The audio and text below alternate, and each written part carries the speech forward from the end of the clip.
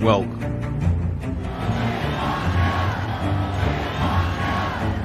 to Washington Football Week with your host, one half of that dynamic duo, Sean Spencer, and South Carolina's finest, Will Craven. Don't play us if you're undefeated. Where we celebrate past success while looking to a bright future. There's a youth movement in Washington, and they're ready to take the reins. Led by fire. Play aggressive, D. It's a new day. New dawn. No longer the laughing stock. It's time to take command.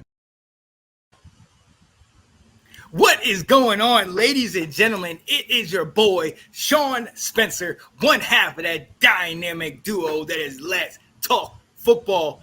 And you know what day it is, or maybe you don't. It's Thursday, not making that mistake, not Wednesday, but we are here for you on the first official day of the preseason.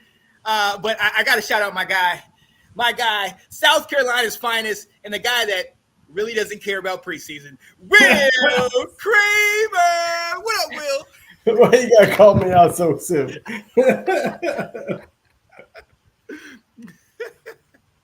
What's going on, man? How you been? Hey, we're doing good here. We've been kind of bracing ourselves for tropical storm Debbie. She really hasn't been too bad here. They closed schools today, and not for much. Everything kind of hit North Carolina. It probably hit your parents worse than it hit us. Now, we had it earlier in the week, but we are supposed to get some more. But so, you can never be upset when a storm doesn't hit you as hard as they were predicting. Like, right. People all get mad. Oh, why did they close school? All that stuff. All that. But it's like, you know what? We're not dealing with flooding. We're not dealing with power outages. Like, it's fine. Exactly. So you said they closed schools? They did. Yeah, they closed schools today. Oh, wow. For because rain. I know somebody had their first day. So did he have his first day off as well? Like He did. We couldn't even get into a rhythm. You go the very first day of kindergarten, and you're off, and now we go back again tomorrow, and yeah. He's gonna think it's every other day, man. Like exactly. This isn't even. We prepared ourselves. We got a bunch of frozen pizzas for Friday, thinking 3 days in a row of long days. There's no resting in kindergarten. Like he's gonna be exhausted, and like that whole plan's kind of been thrown out the window. But, yeah, that was Wednesday was a tough day. They always say dropping off at kindergarten is one of those momentous days. And man, I'm sat there. I was holding his hand as I was walking. I didn't make any eye contact with any of the teachers. Like, don't look at me. Don't look at me. I can't. I finally at one point choked out like, okay, we're going to turn down this hallway. I was just holding everything in. Oh, my guy. Will, hey, shout out to your eldest at rite of passage coming into his first day of the next 18 years. No. 13 years of his life, school, everything. Proud of you. We're proud of you. Yeah. What is going on, Chris? Glad you can join us on this evening talking Washington football. And hey, get ready. We're going to talk to you soon. We know you're a Buccaneers fan. So all you Bucs fans, tell all of them we're coming. Let's go. We're going to have a roundtable with them to get ready for week 1. That's right. Coming right. Let's go. Hey, you know what it is, guys. Washington Football Weekly, or actually right now, Washington off-season update, talking about all the ins and outs, the training camp, JD5, how we're looking. Fans are now going over there, and it's going to be great. And we're gonna dive into it because there's some interesting news about where training camp might potentially be. But before we do that, really quickly, I got to shout out my guy. You might know him, Cameron Pizzuki. worked I'm at the not sure. YMCA. He was a swim instructor right around Feel that like time. I probably recognize him. I have Yeah, to. if you saw him, you'd probably recognize. But shout out to my guy. He today actually, as of 3:30 today, got married to his lovely fiance, man. And I wish them all the joy and all the well wishes in the world. Love that guy. He's been, like I said, I met him when I was at the Y, and him and I have been cool ever since then. And unfortunately, I had to work all day, so I wasn't able to make it to his wedding, but I definitely threw some love his way, and I'm just so excited for the two of them and their future that they're going to build together. So shout out to my guy, Cameron Bazooki, man. Casey, shout out to you. Hope all works well. Hope you had a great day. Oh, yeah. Absolutely. Congrats to him. Oh, absolutely. Oh, we believe it, Chris. We believe it. Can't wait. Mm-hmm. Can't wait. Better Look, get ready. Yeah. Oh yeah. Get them gloves on because we coming, baby. Look, but we got to talk about something, and there's a lot of things we can talk about. But my buddy hit me up probably like an hour ago with this last little tweet that came out about a potential new location for training camp, and it's close to home. Will, talk to me. What did you find out, buddy? I know JP Finley dropping like the last minute like breaking news, like hitting that air horn and announcing that the Commanders are in talks with Shepherd University to hold training camp there for the 2026 season. So about another year from now, not this year, which is kind of interesting. Well, here's what makes this so ironic. So I was listening to JP and B Mitch this afternoon. Taking a shower, wanted to hear about the joint practices and all that. And I was thinking, B. Mitch was talking about them going up, doing joint practices with the Steelers. And when we used to be in Carlisle, and I thought, you know what?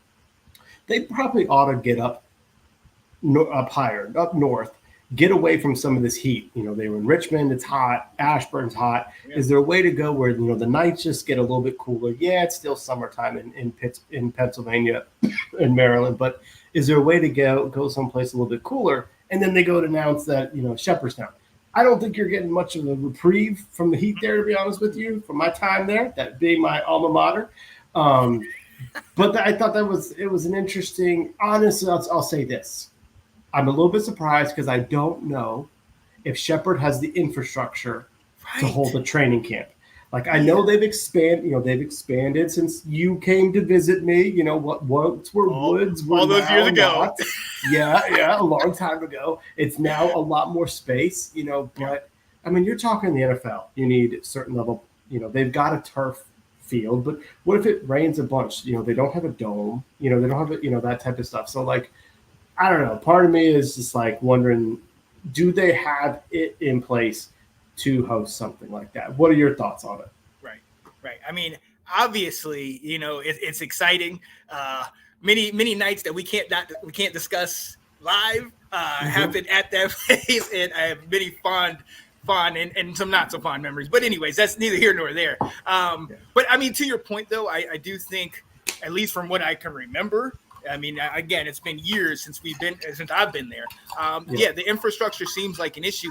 Also, so that's in West Virginia. There's also another location that a lot of teams go to. It's near the Greenbrier, near Beckley, West Virginia, and that's near where Kat's parents live. So you can talk about infrastructure. They have multiple practice fields. They have a facility. And for any of you that don't know, the Greenbrier, that hotel is one of the most, I don't say prestigious hotels in America. I mean, a lot of presidents have gone there. Our former president, I believe, had a place there. He was close to the governor, Jim Justice, and all that. So that's definitely prepared for that.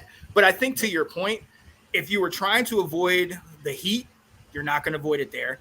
And in where the Greenbrier is, and I don't know if this is as much with Shepherd, but where the Greenbrier is, there's elevated fields, but it's also in a valley.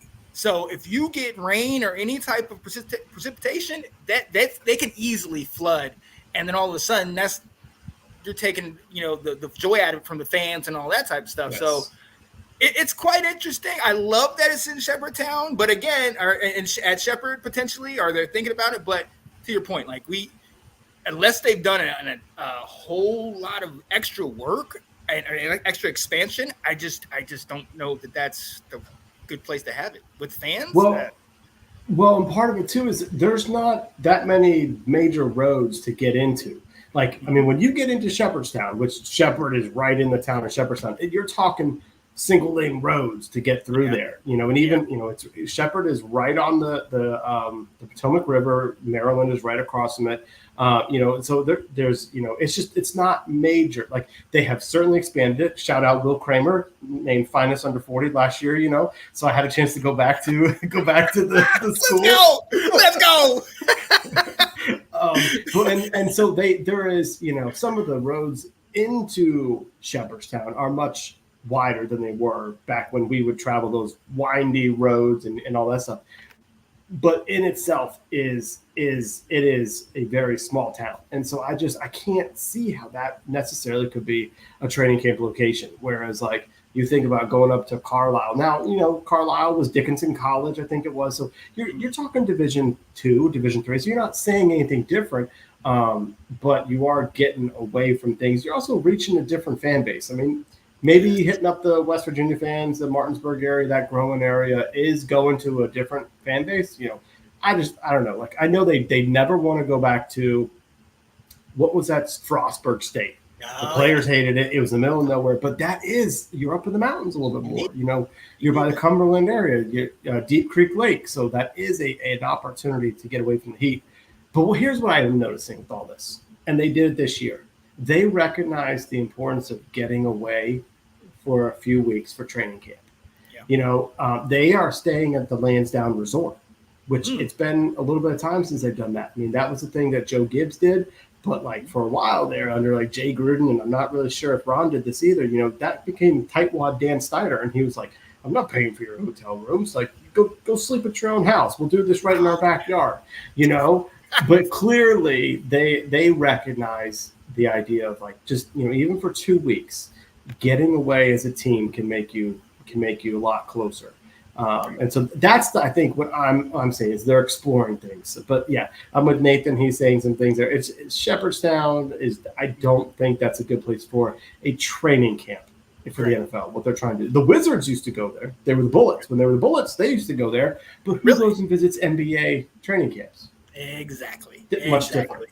Yeah, and to Nathan's point, he said, "But do you mean to tell me they can't find a location that appeals to their fans?" Look, for me, I like them potentially going to a West Virginia, or going to maybe a little southern part of Virginia or something like that, because I think we got to remember, if you go back to pre-1995, pre-Ravens, pre-Panthers, from Carolina all the way up to Maryland was all Washington fans. Yes. Now, obviously, we've been split by those two different teams and whatnot, but I think that is a big deal, because there is people like my granddaddy to this day. He still calls them the Washington Redskins, doesn't agree with the name change and all that, but he also is like, now all we see is Panther stuff. All we watch is Panthers games, because that's the local team. That's who they brought in, and he's still got all his Redskins things. So for him, I feel like we're losing part of that base that we used to have. I mean, it almost not to go to NCAA 25, but that pipeline, that Maryland, Virginia, and North Carolina pipeline was ours. And now it's but I do think that they do need to think about all of their fans, and we need a location that is going to be accessible to a lot of people. And Alex is going to come on here a little bit later, and he'll tell you how. I mean, they rushed. It was a boatload of people at Ashburn. I've worked there my senior year in high school, and they come in droves to that place, and that's a great place because it is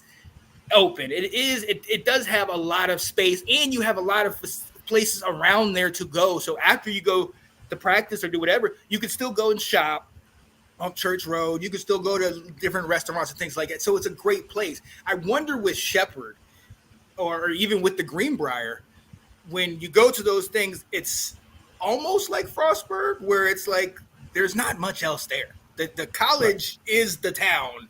And, if you have fans that are coming from all over, what are they going to do outside of they go to the practice and they go home, or they go, you know what I mean? Like, what are you going to do? Right. So that's something I do think that they do need to think about.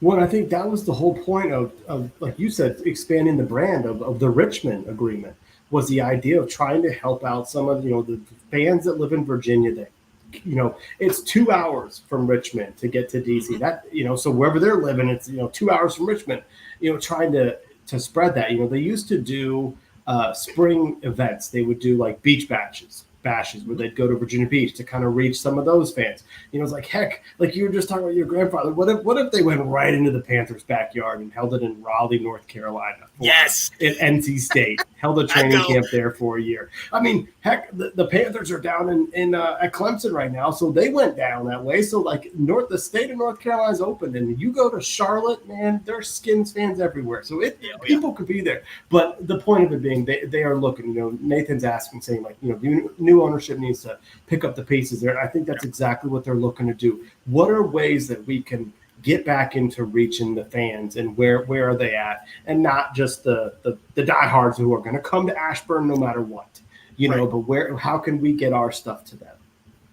Yeah. We got to take back over that. And obviously the Ravens have had a lot of success, so I don't think we're going to get any of those fans back, but Carolina's still struggling. You know what I mean? And we got to start taking some of those fans. But see, to the points that we've made, they look like, at least with the roster, at least with the talking points that they've had, and I mean Peters and Dan Quinn and all the way up the top, they look like we are trying to address this very issue.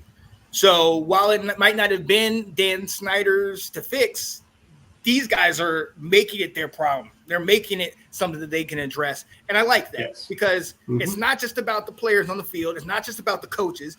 It's about the fact that we were F minus, F D plus in all facilities and all things having to do with Washington. That was in-house, that was out-house, that's everything. And that needs to change. And that is, I love that they're focusing on that, on how they're trying to build something up. Right. Well, the reality is, until you get a new stadium, until you get new team headquarters, this is what they have to go look and do. It's either Ashburn or you hit the road. They don't have the situation like the Bengals do, where right next to the stadium is the team headquarters and practice fields. But I think the idea being that at one point they're going to have a stadium somewhere, whether it's Maryland or down at RFK, and then they're going to have team headquarters somewhere. And where the team headquarters are is going to have the ability to host a training camp as well. That's going to be part of it, and it's going to be everyone's coming to where you're at. But they don't really have that now. Ashburn does work because it is the team headquarters right now, but Ashburn is an old facility. They just put in a fourth field finally. They ripped up that old literal AstroTurf. They just ripped that up to put in a fourth field. So, it's really not what they're looking for, but it's what they're trying to get to. Oh yeah, absolutely. So hey, we'll see. Obviously, my buddy over here would love for them to go to his alma mater. Oh man, I mean, you can't even stay at Turner Hall no more. They turned it down, but you can stay in Martin Hall. Those players can stay in those where there's one shower for 4 dudes. Let's go. Oh. God. Oh, that's a Dan Snyder thing right there. Right? You'll be fine. Just go together. Right. It's like, no. Oh. But yeah, so we'll definitely see. But as for right now, we are in Ashburn, and the fans are turning up there. They are. So I'd love to see that. And look, let's go ahead and move on. Thanks to all you guys that are watching. Nathan, Christopher, joint practices, Washington, the Jets. That preseason game is coming up, and I mean, look, you and I have talked about this a number of times. We are so excited that this is here, but also that we're practicing against another team, another jersey. These are guys that don't know us from Adam, and they have their agenda. They're trying to get better, and we're trying to do the same. So I love these. I've always loved these from before. You talk about Carlisle with us doing it with the Steelers. This is great now. Obviously, I don't know. Do you know if I'm probably not going to see any of Aaron at all? I doubt in the preseason game. Preseason game, he's not playing. Did he do anything in the joint practices that you've seen? Yeah, actually didn't even hear that. I think he would be. I'm sure because they don't. I don't think they don't hit the quarterback. So I'm sure he is. Yeah. Okay. But he didn't. If I'm not mistaken, when he got hurt, he didn't get hit. He didn't. No. Nope. You sure you want to keep him on the field, Jets? Right. Neither here nor there. But listen, let's go ahead and get into it and into the preseason game. And funny, shout out to our guy Christopher Cole said, "Hey, is Daniel going to play in preseason?" And we talked about this 2 weeks ago. Finally watched that episode, and yeah, I think the consensus for us is that it's definitely a necessity. He needs to get out there and get the flow, with at the very least to get out there with the ones, to get that rapport, to start understanding the calls that Biadasz is going to make at center, and getting the rapport with those different receivers. But in the joint practices, that's different. They're definitely getting in there. Yeah, he had a decent little day today. You know what I mean? A lot of dink and dunk, high percentage passes. You might call it decent. You're kind. Hey, look, I'm trying to be nice because my guy is playing right now, Mr. Drake May. He's playing right now. So the fact that I'm on this show, yeah, New England's playing right now. Alex told me that. I was like, "Are you serious?" I didn't know that. But yeah, so talk to what are your thoughts on what you've seen today, and does this affect how you feel long term? Does any of this? It's good to get up against another team, but do these joint practices, how much they really affect what we're going to see? Yeah, no, this like you said, this is fantastic because it's an opportunity for you to practice against somebody new that for the last 2 weeks isn't picking up on your tendencies. Yep. You can only go up against the same guy every time before you kind of figure out what are his moves, what are his ticks, what are his tells, or it's the same defensive lineman, same offensive lineman you're going up against. So changing things up is important. It's also important because it brings out a little more competitiveness. They were talking, when the ones are going after each other, they want to beat each other. They don't hit. Brian Mitchell was saying, he's like, JP Finley was saying when the twos went out there, it got a whole lot more physical before the ones. Like the ones are out there for speed and to run certain things, but they're not trying to hit people really hard. But the twos, they're trying to make the roster. So they're trying to make that highlight play so that you learn about it. But it is important for you to go up against. It's important, for us to have Terry going up against Sauce Gardner. It's important for Jaden to have his receivers being covered by a corner like Sauce Gardner, as opposed to Forbes and St. Juice, where he may not be scared to throw it up for them. Exactly. He may be like, yeah, I'll test him all day. That type of stuff. So that's what becomes really important is you do get an opportunity to evaluate some of these guys even further. And can you learn something? Absolutely. The reporters talked about it last year when they went up against the Ravens. That all of a sudden they went, oh, this secondary is struggling. Yeah. And Odell Beckham burned Forbes repeatedly. And that's when the reporters kind of looked over and said, we weren't seeing this at the Commanders training camp. Yeah. But now that you're up against somebody and you're not used to him, you can get exposed. So, yes, this is fantastic because you can learn a lot more about your team. You mean we can't buy into the hype that De'Ami Brown is just toasting, burning BSJ? He had a one-handed catch today. Oh, my God. At joint practices. Terrible. Absolutely terrible. But look, yes, I love the fact that we got two sets of professionals. Now, like you said, we're hitting other jerseys, we're hitting other guys, and I'm excited about that because they don't know what we're doing. We don't know what they're doing. It's that first new, fresh look. And some of their players, you mentioned Sauce Gardner. I mean, he's had some things to say. He's spoke pretty glowingly of JD5. I mean, can we believe that, knowing how good Sauce is? Yes. Of course you can believe speaking the truth. Oh, God. Yes. Yeah, I don't think we need to go crazy over it. One, it is August 8th, so that's important to remember. And two, this is the first time they're going up against different folks. And you got to remember, this isn't like the offense is they're going to be, they want to win the battle, but there's nothing out there at stake. It's not like they're going to run 10 plays in a row that are scripted so that they can get a touchdown and prove we know what we're doing out here, like you would do in game number one. It's not going to be. You're out there trying things. You're trying different packages. You're trying different plays to see if they are going to work. Can your line protect long enough for certain routes to develop? That type of stuff. So it really is. It's very much situational out there, but it can be very important to look and see. Some of the things I'm looking at here is overall, everyone's got eyes on JD5. Everyone wants to see what it's like now that he's got 2 weeks, under his belt, against us. Now he gets a chance to get out there and go against someone else. Everyone talks about how quick he is processing. Can he process against a defense he hasn't seen before? Or will he hold on to the ball a little bit more? I'm curious to see Brandon Coleman. He keeps emerging. There's a chance he might be a starting left tackle for us. Like, now he's getting a chance to go up against the Jets' defensive line, and that is a stout defensive line, with Johnson and Anderson, and he's not here right now, but they've got Hassan Reddick. Too bad he's not there for us to practice against him. So those are the important reps that we have there. That's what I really want to see. And also, we talk about our concern with our corners. Well, the Jets have some good corners. Garrett Wilson, going up against St. Juice or Forbes or Michael Davis, this is good competition for them. They picked up Mike Williams, the guy from Clemson, the guy that was in San Diego. I'm never going to stop calling him San Diego Chargers.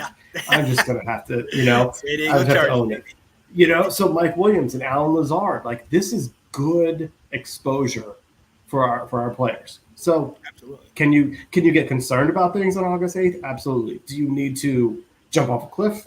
No.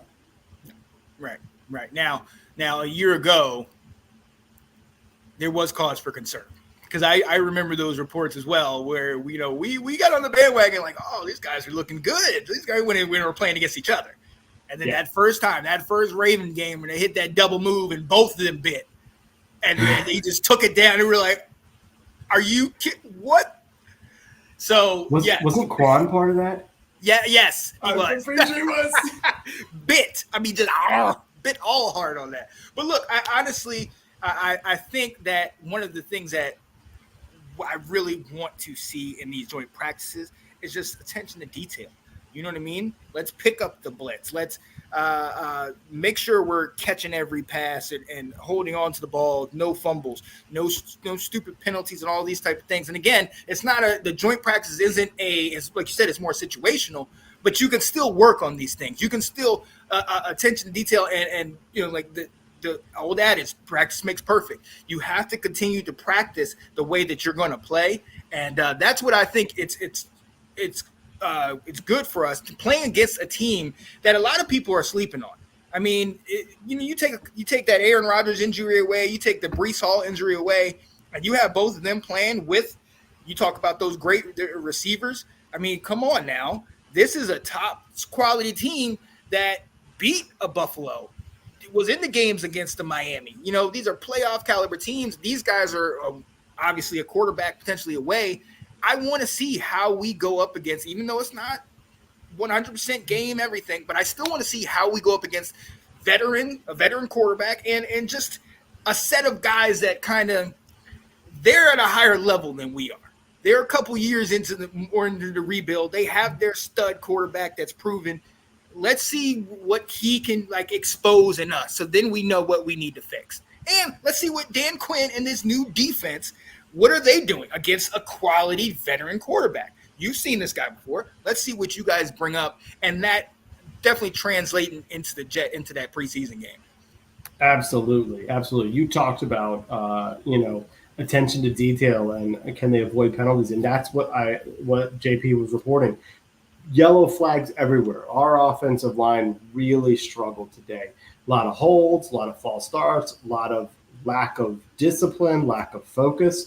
There's a time when the offense was sputtering as is, and Daniels, rifled something. I think it was to Bates for a first down, and they had a holding penalty. And the guy came back, and so that whatever 25 yards he had passing overall in the entire 11v11 could have been a little bit more, but we were being sloppy, and that's exactly why you want to go out there.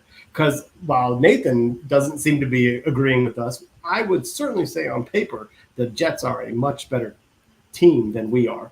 and going up against a guy like Aaron Rodgers, who is the, top 5, top 10, he knows how to read a defense, knows how to get rid of the ball. I really don't think our pass rush is going to get to him very much in a scripted, practice situation. So that's good for our defense. He's going to get rid of the ball really quickly and get it out to his receivers. It's going to be some good tests for us.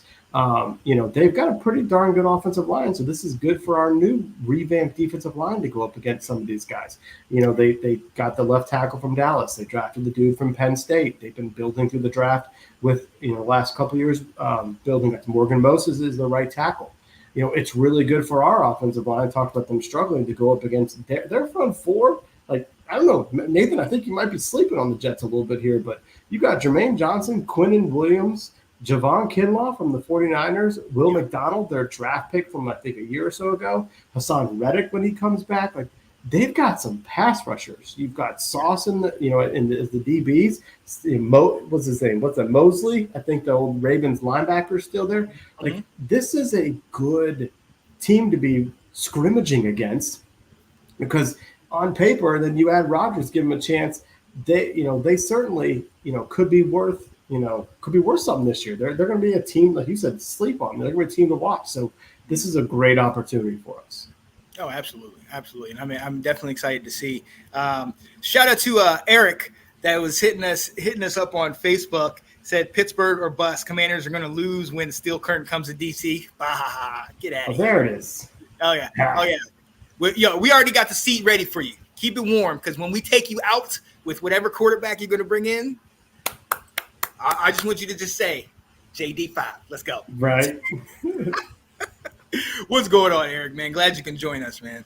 Glad you joined. But, yeah, so let's go into this preseason game. Obviously, we don't number one rule, we're going to throw it out there, no injuries. We don't want any injuries. So if that means we're not get these guys to play every snap in the game, that's perfectly fine. But what are you realistically, what are you looking for from your first team? From your first team offense and first team defense, and how much do you think we're actually going to see? I mean, it's probably going to be pretty vanilla, don't you think? Yeah. I mean, what am I looking for? I'm looking for them to run out of the tunnel without even their pads on. That's what I'm looking for. Yeah. I hate preseason. I sit there with a knot in my stomach watching it, just waiting for them to be done and take their helmets off and know that we got through it, especially when you're at MetLife Stadium and Aaron Rodgers doesn't even have to be tackled by someone and his season goes up in flames. Because that is the place of, if you think FedEx Field is bad, MetLife has taken more ACLs and Achilles than any stadium. Yeah. But realistically, I've heard that, they're really not sure how much they're going to play, so they're thinking maybe a series. So for Jaden, it's get out there, you're at an NFL stadium, there will be a crowd, not the same thing as week one, that type of stuff, but just get some snaps underneath you. Make every play. Cliff needs to call it. He can be in shotgun most of the time. Quick hitters, stuff that he doesn't have to hold on the ball for a long time. If it's not there, just throw the ball out of bounds and we can move on to the next play. You don't need to get hit. You don't need to run at all during this. Thank you. Your job is to get the snap, assess 1, 2, 3, and the ball needs to get out. Check your reads real quickly and then let's move on. I don't feel like we need to run the ball very often. If Brian Robinson needs a handoff, sure. But I'm very much, especially in preseason game number 1, like just get out there a little bit, get stretched, get loose, and then get off the field. Sorry. I hate the preseason. Look, you know how what I think of JD5 and who I compare him to, obviously RG3. So for me, I don't want a single grass stain on the jersey. I want that O-line to protect. If you got to go max protect and send 2 guys out in the route, do that. JD5, throw it away right away. I don't need to see all that. I don't want to see, him trying to go out here and play like he's in the Super Bowl in the first preseason game. You know what I mean? Learn how you're playing the system. Learn how things are going on around you. And to be perfectly honest, I kind of want to see him make a mistake. I kind of would like to see him throw a pick because I want to see how he processes that. We talk about how he processes, defenses and now, can he pick it up on the fly and this and that. I want to see if something like that gets to him and rattles him this early, or if he's able to pick up, move on, and say, "Hey, look, let me get a shot at that." I want to see how he's able to handle adversity and not injury, But when that defense figures you out and you can't, run around them, what are you going to do then? And I like I said, the comparison is RG3. Once RG3's legs went, that was it. All that cannon of an arm that we saw at Baylor, that didn't show up in Washington. Yeah. So honestly, for me, with JD5, as far as he's concerned, I don't want to see him. I want him to be clean. Like you said, most of the major guys, most of our big name guys, I don't want to see Wagner. I don't want to see Eckler. I'm not gonna lie to you. Like, just give a couple snaps to some of these guys, and if they're all in sweatshirts and have the towel around their neck, I'm fine with that. I'm fine with that because we're getting the practice in, but we got to make it to season. Like, how many years have we sat there and either not made it to season because of a Clint Portis injury, or in the first quarter of the game, Fitzpatrick blows his hip, or, God forbid Carson Wentz in a 12-7 game messes his finger. I mean, everything. Injuries have been the bane of our existence over the last couple of years. Mm-hmm. And we got to stay healthy. We got. Right. I don't care about anything else. Let's make it through this game, make it through the next, make it through to that first game with all of our players. And that's where I'm at, man. Oh yeah. How about when a certain rookie running back made his debut and tore through the Patriots, and we got so excited, and you find out the next day that after he got tackled, he tore his ACL. Yep. Awesome. Yeah, that's why I'm with you. Like I hate preseason. I love the joint practices. I can't stand preseason. So I'm with you. I'm fine with if JD5 looks terrible out there. Like you said, this is your chance to make some mistakes and get a chance to put it on film and look through it. Yeah, absolutely. So we will definitely see. I will say this. I do want to see Sam Hartman. I want to see if they're going to give him any kind of time in this game. Obviously, he's fourth down on the list, but Mariota, Driscoll, what are they going to show? I mean, I don't really care to see. Mariota's going to show how terrible he is. That's well, that's the thing. I don't want them to give Mariota like 2 full quarters. I don't care about him. Give me some guys that we haven't seen. And to be honest with you, I really don't care about Driscoll either. So I just really want to see JD5, and then take JD5 out and put Hartman in there. Because who else is really playing for a job as far as with our quarterbacks? Right. So I don't know. We will definitely see about that. But yeah, tune in. Again, we're not doing scores. We're not doing keys to victory or anything like that because right now, it really doesn't matter. What about the Commanders? We talked about that earlier. Yep. You're 20 minutes too late. Yep, we just gone through that. Oh yeah, we said they're gonna go have practice right next to the Will Kramer statue. 40 baby, let's go. My guy. Oh man, yeah. So it's gonna be interesting. Again, we know how small that area is, so we'll that's probably not likely. But who knows? Like Will said, JP Finley brought it up, so that'd be great. And then you guys definitely have to come to that. That'd be phenomenal. Oh man. Yeah. But look, all right, we are going to take a quick breather. Our guy Alex is not with us, but we're just gonna keep it moving. We're gonna take a quick breather. A commercial from my guy Anton Benton, Awesome Artisans. Check him out. He does good work, ladies and gentlemen.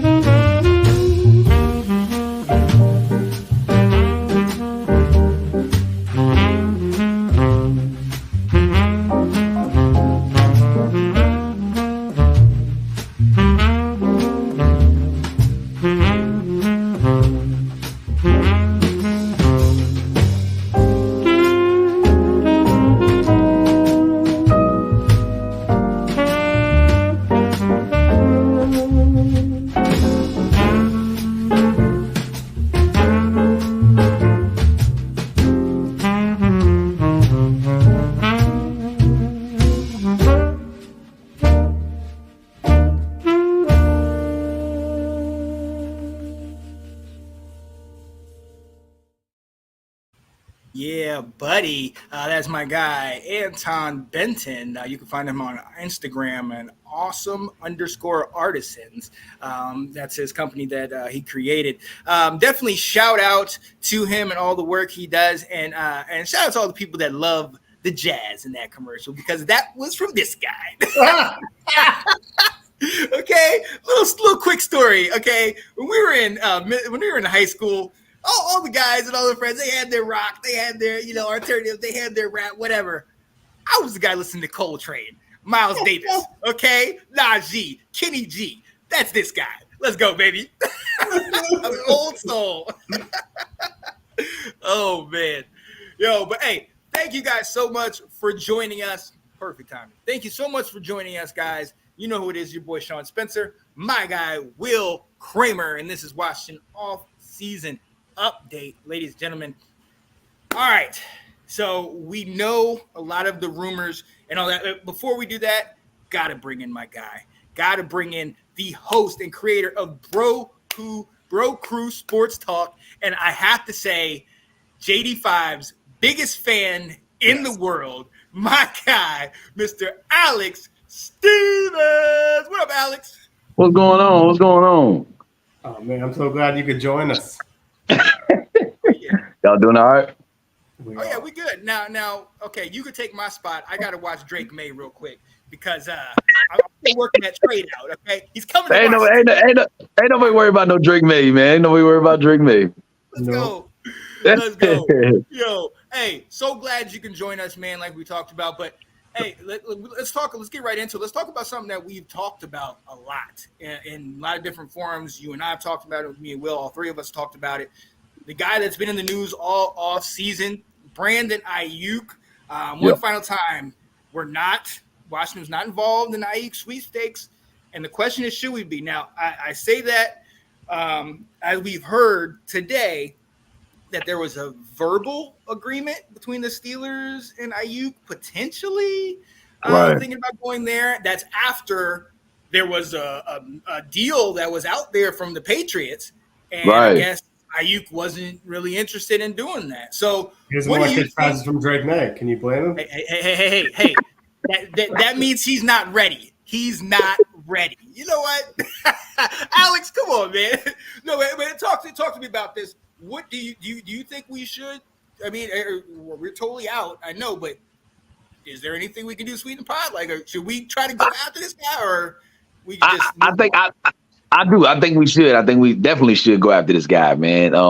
But there was rumors saying that they just want too much. I mean, they were saying something about, and now y'all help me out on this. I don't know, but they were saying something about, for us, they wanted 2 first-round picks and Terry McLaurin. Now, that's what I heard. Now, if that's the case, hell no. Oh, no. They can't do that. But yeah, I mean, I would definitely 2 seconds, man. I'd do that in a heartbeat. Absolutely. But I think they just want way too much. And with the Steelers, I think they asking for a wide receiver also, maybe Pickens. I just think they just want way too much, man. I don't know. It's tough. Oh wow! And look, we have Eric is a Steelers fan. Said verbal agreement doesn't mean anything. Sign on the dotted line, then we will talk. So Will, I mean, like I said, we've talked about us being potentially in there, and then we're not in it. Then you got New England, and now Pittsburgh. He got what he asked for. San Francisco said he was able to talk, he able to work out contracts and all things of that nature. So is it a foregone conclusion? Is he definitely gone, or are we going to see him strap up in San Francisco week 1? I think I might have to go with E here, where there's rumors, but that came out like a day or two ago, and they still haven't had, the trade hasn't been solidified. So I think they said to him, okay, you want to go get your contract, go find us the deal that's going to work for us. So you can go somewhere else, and then you can get your contract. And I think they're finding out that it's not out there, because, like Alex, you said, if they're saying, well, we're looking for 2 first-rounders, teams are like, okay, bye, or you want 2 first, for the Steelers, you got to give us a first-round pick and Pickens. Like, the Steelers would be saying, how are we getting better? We're just trading our wide receiver 1 for a wide receiver 1, and we're losing a first. How is this helping my team? How is this helping Justin Fields out? As I say all along, we would be a better team with Brandon Aiyuk. Absolutely, no doubt. On paper, we are a better team. But the fact that we've got someone who was a front office executive in San Francisco not pulling the trigger, that for me is enough to say right now, like, I'll trust Adam Peters. And if he doesn't feel it's necessary, or he doesn't feel the price that they're asking for is worth it, then I'll just kind of, right now, I'm in too much of benefit of the doubt mode to say, like, I'll trust you right now. Yeah, and honestly, it, like I said this, or I tried to say it a couple weeks ago when we talked about offense for my audio cut. Honestly, it's not. I know, Alex, you and I talked about big splash move, but from what Dan Quinn and what Adam Peters, the things they've done, that goes against the kind of thing they've done. They've gotten guys on deals. They've gotten guys on 1 year deals and flyers, prove it deals, things like that. They're not. They have not shown that they're looking to make that big move. So again, like you're saying, well, I think we have to trust that process and see. But another thing I want to ask you, Alex.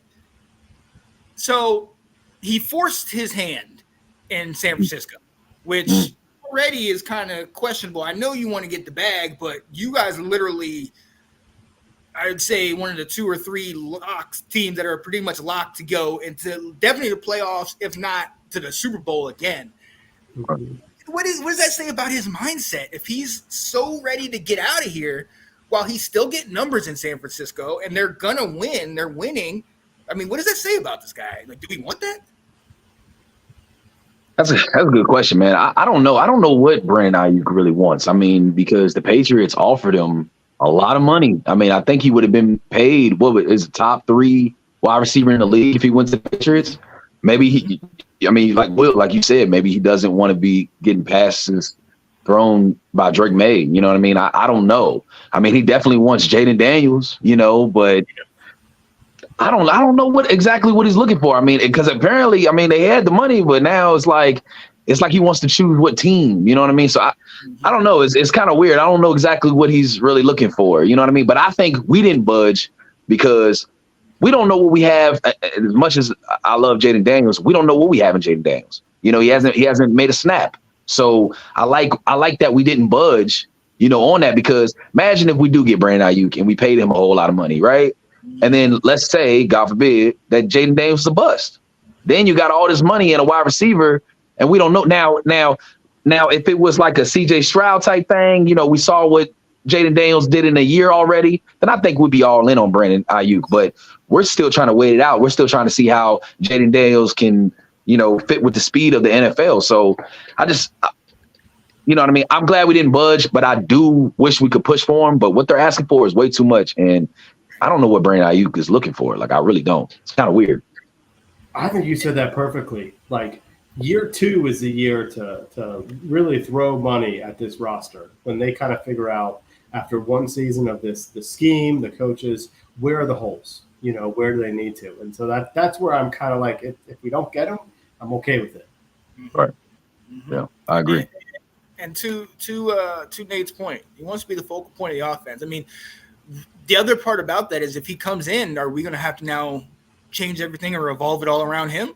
And if we don't do that, is he going to then have a temper tantrum and have this, you know what I mean? So it kind of gets to the point where you're like, is it worth it?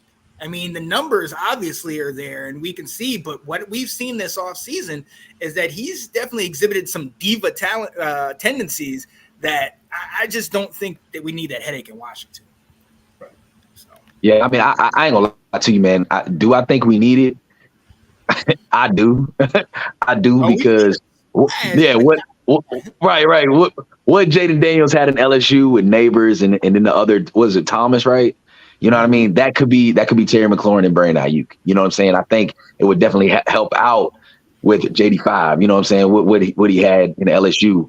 And if we get Brandon Ayuk, that'd be perfect. You know what I'm saying? So I think I would definitely push for it. I would, but not 2 first-round picks. No, they ask for too much now.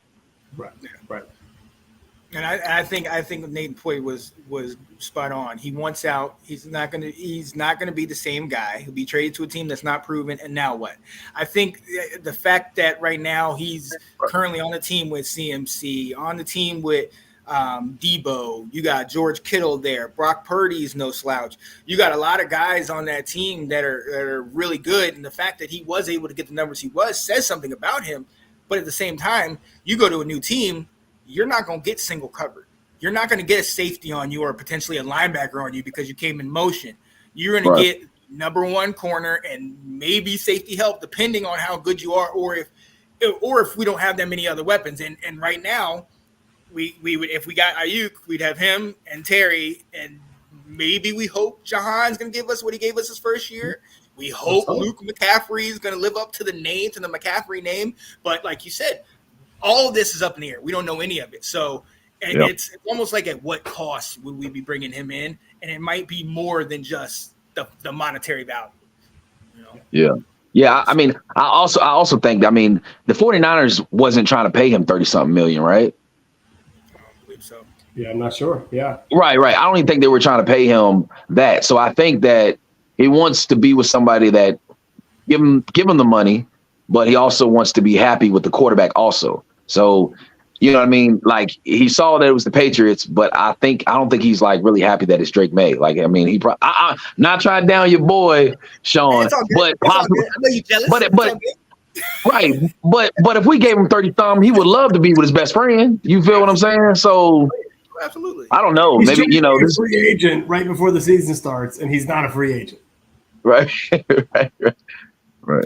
So. Just give me a second. I'm trying to look up the stats. I think Drake's already thrown 3 touchdown passes. I don't know. I can't confirm that, but I'm trying to look it up right now.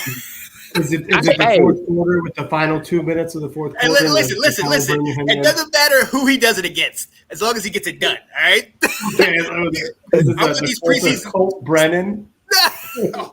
Rest in peace to that guy. Oh man. Yeah. But yeah. Hey, I'm gonna be honest with you. I was watching it and I didn't see him. Now I don't know if he's gonna be in the second half, but I hope he's not doing the Caleb Williams thing. I don't know. So real quick on that, Caleb. Yeah. He didn't play the Hall of Fame game, but I heard he's gonna play in the preseason. I was surprised that he didn't get into the Hall of Fame game, but then again, it's the Hall of Fame game, so yeah. Kind of wasn't even getting into that. But look, hey, while we have you on here, ladies and gentlemen, my guy was in Ashburn, Virginia this past week, was on the field, got to meet B-Rob, the 50 Cent of the league.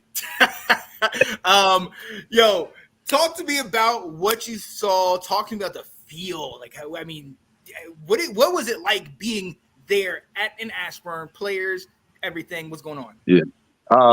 Yeah, man, definitely lit. You know what I'm saying? The fans, I mean, it was crowded. I mean, it was super crowded.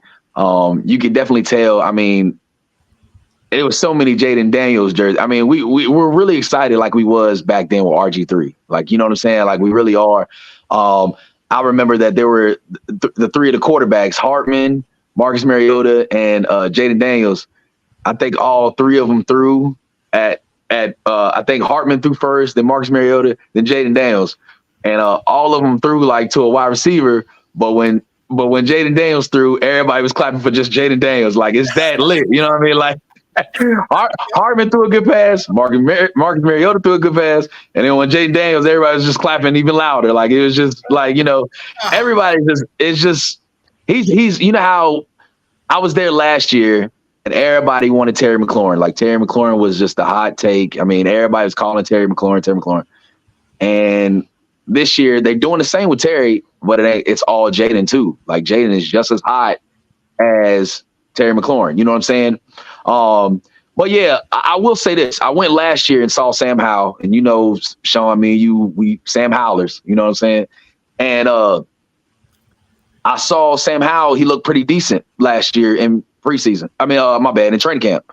And he did pretty good successfully in the season until everything crumbled.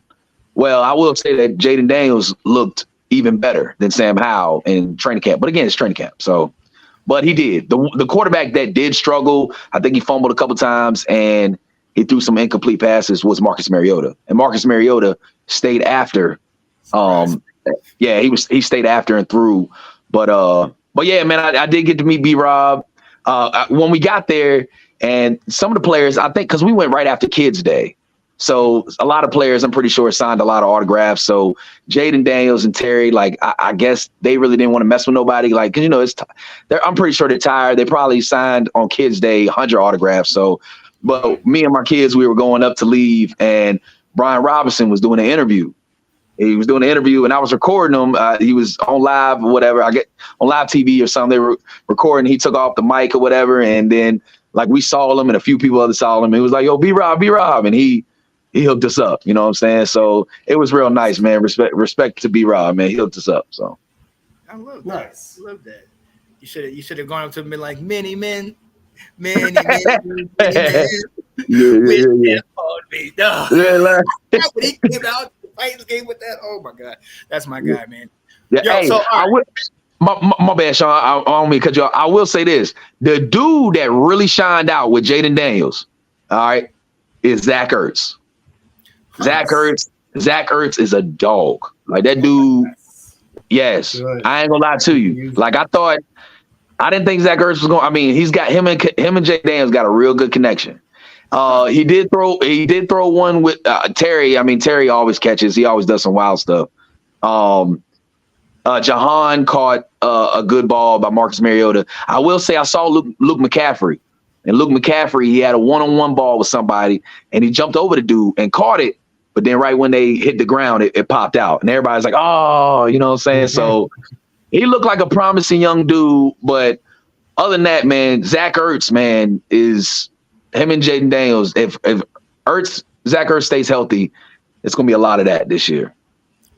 Absolutely. Everything you just said that you saw with your eyes, man, you should feel good because that's exactly what the reporters have been saying. It's like they literally did that comparison with Sam, and they're like, there's just something more special with Jaden, and he's got a stronger arm, he's more accurate. There's just more to it. But then they said they're like, Zach Ertz looks like a player out here. Like people thought it. He was our first signing for a throwaway, 1 year, $3 million. But it's like he looks healthy. He's back with Cliff Kingsbury. Where he can do some damage. It's like, and they're like, there looks to be like he could be more of a weapon than people realize. So nice job, man. Good eyes. Yeah. He's definitely better than Logan. I will say that. A lot better than Logan. Don't get me wrong, I like Logan, but you throw it his way, he's gonna catch it. I'll tell you that. That's important for a rookie quarterback to have a veteran like that. We need that. We absolutely need that, man. Oh, I love to hear that, man. Because, and look, I'm not going to lie to you, and I've said this countless times. I still have the uneasy feeling every time we compare it to 2012 because I know that's the last time we had all this hype, and that's the last time we had all this excitement and everything. And look, Washington fans, we love our guy. I mean, if you're our guy, we will sit here and go to war. We go to bat for you, do it all. But then we'll also go down with that sinking ship, a la RG3. So look, I love everything I'm hearing, but the fact that you're seeing it live and you're saying he just looks crisp and he looks like he's connected with the guys. That's something that I think maybe Sam didn't have. A lot of times they were saying he was stoic and kind of quiet, but I think a lot of it is he was a little more nervous that he let on. Like things weren't perfect for him. I don't know. I'm trying to give him the benefit of the doubt. I will say this though, Jaden Daniels. I've heard that he's a trash talker. He gets into it with the vets. He's not. He don't shy away from nothing. He loves that competitive nature. You know what I'm saying?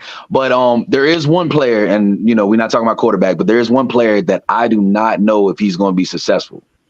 And he lost his starting job the day I went to training camp. I think Dan Quinn said it, that he lost his job, and that was, and I hate to say this, but Emmanuel Forbes. I don't think he's going to be. I don't think he's going to. I don't know if I think he'll be on the team, but I just don't know if he's going to. I mean, they even went to joint practice. I saw that. They went to joint practice. And I saw all over my phone that he was getting burnt. I mean, just like crazy. So I don't know. Again, it's training camp. So hopefully he will step it up. But they even said that he's not even a starter no more. You know what I'm saying? So I don't know. It's just another run. Even with Jamin Davis, they switched his position. They even said that they were even talking about rumors saying that he might not even make the team. These are first round guys that Ron picked. You know what I'm saying? And this is how it sucks, man. It really does. Because I like Emmanuel Forbes, but he's just so small. I mean, they even said he gained like 10, 15 pounds. But when I was there, he looked the same to me. I ain't gonna lie to you. Because you saw him last year when you went, right? Yeah. Yeah. Now saw him this year. He looked the same. Wow. That's pretty good. But I mean, and look, and Alex, we've asked that question a couple times this off season. What is the status of the holdovers? What is the status of the guys that were Ron's guys or guys that Ron picked up? Jamin Davis, Forbes, BSJ, all these guys that Ron brought in. Yeah. How are they gonna be able to stay? And I love that they're being given an opportunity to play for their job. But like you said, it just seems to be like a stamp on these guys. Like, you're not going to move with the transition. Like, you're not going to move along with the rest of the team. So, well, that's interesting that you saw that in person. Yeah, I saw that the 2020 draft class that whole 2020 draft class that Ron picked or whatever, all of it's gone. We don't have none of them no more. Like, that was the Chase and the Cameron Curl and all them guys. All these guys are gone. I mean, this is how bad. I feel bad for Ron, but this is how bad that he had. I mean, people don't understand. I want to throw everything on Ron, but people don't understand that the man went through a lot. I mean, with COVID, with cancer, with his mom's passing, with Dan Snyder putting a whole lot on him, letting him be the GM also. You know what I mean? It was a lot on the guy, but still, this is how bad the team was. Ron, he didn't do a very good job. You know what I mean? No, it's terrible. The front office moves are terrible. Yeah. And yet, the quarterback got blamed for it last year, which was me. You're going crazy. He already said that where was this with Sam last year? I just saw that nonsense. Hey, speaking of North Carolina quarterbacks, Drake May, 2 of 3, 19 yards. Great starting performance. I love it. Speaking of, who scored the touchdown for the Patriots? Look, Kevin Harris? Kevin Harris, former running back in South Carolina. Oh, this guy. Oh my goodness. Alex, my guy, so appreciative for you to come on the show. Anytime I hit you up, you answer the call and you ready to hop on, man. We appreciate that. We do. You told me, you and I talked before the show. You told me you and your homie talked. Talk to us about this. What you guys talk about, or what's the scoop? Yeah, I got a friend that was just on my podcast today, and he's just a diehard Steelers fan, and we was just talking about Brandon Ayuk and how he wanted Brandon Ayuk. Crazy thing. It will be on my show tonight. Bro Crew Sports Talk on YouTube or whatever. I'm still loading it up or whatever. So yeah, it'll be on. I got we got 2 videos. You know what I'm saying, that I'll be posting here soon. So, but yeah, just a diehard Steelers fan. You know what I mean? I can't wait. We'll see. I definitely want to see. Maybe towards the end of the year when we beat them. I know that's right. I told her that. Got to make sure we win. Then we're gonna be like, "Hey, what's up?" Right. So, hey, look, man. Hey, appreciate that, my guy. We will definitely talk soon. Stay up easy, and yes, sir. We'll talk. Definitely, man. Y'all be safe. Yes, sir. All right. Thanks, Alex. Oh yeah. Appreciate that. So look. Ladies and gentlemen, hey, that's it for us on this Thursday night Washington offseason update. Another great show. Glad to be here talking about the team we love. And I'm not gonna lie. I know you're not a huge preseason fan, but I think it's gonna be really special to see him don that number 5 for the first time and run on the field. I'm excited to see that. And I think more so than 4 years ago when we got Chase at number 2. When he got on there, but again, it's a different position. This is the focus of your team, essentially. But, I'm eager to see what happens in that. But after we see that, take him off the field and we're good. So, yeah, buddy. Right, all right, absolutely. Ladies and gentlemen. Okay. All right, ladies and gentlemen, we are going to go ahead and let you go.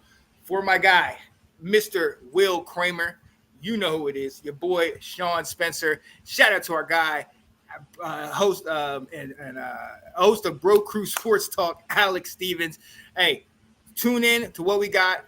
Bunch of football on tonight and all throughout weekend. And just like, let me see if I can find it. Just like Eric said, where is it? There it is. Last week of no football till the Super Bowl. Let's go, baby. Football is officially back. Yes, Cannot absolutely. wait. All right, people. We're out of here. Have a good weekend. We will talk to you soon. Okay. Yep. Do-do-do-do. Do-do-do-do.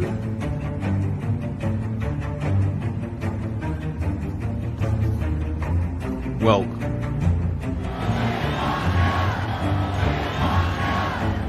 to Washington Football Week with your host, one half of that dynamic duo, Let's go. Sean Spencer, and South Carolina's finest, Will Craven. Don't play us if you're undefeated. Where we celebrate past success while looking to a bright future. There's a youth movement in Washington, and they're ready to take the reins. Led by Myron. Play aggressive, D. It's a new day. New dawn.